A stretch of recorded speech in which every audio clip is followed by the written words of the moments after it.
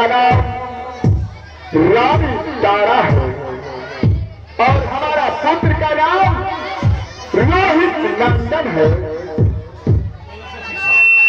14 कोष की राज है, हाथी हजार कंचन कर मुझे मस्तान है। इस संसार में भगवान ने उन्हें किसी चीज की कमी नहीं दिया है। मैं सबसे पहले मैं अपने देव महादेव का पूजा करता हूँ और उसके बाद मैं अंजल ग्रहण करता हूँ। मैं यहाँ से मैं अपना घर जा रहा हूँ।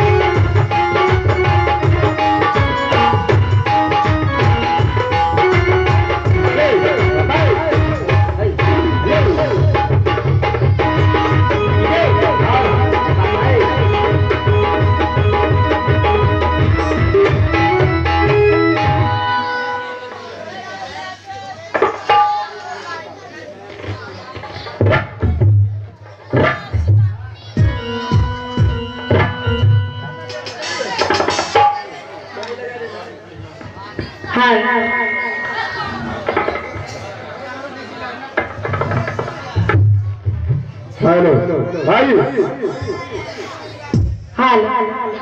हेलो भाई। हरिपासवान के द्वारा राजा हरिचंद्र के पहला शिकार उनकी तरफ से एक 11 का पुरस्कार आई है।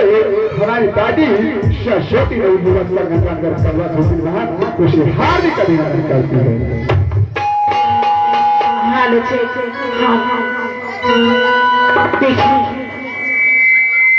क्या समय परिचय देने के लिए आई हूँ और मैं अपने परिचय दूंगी।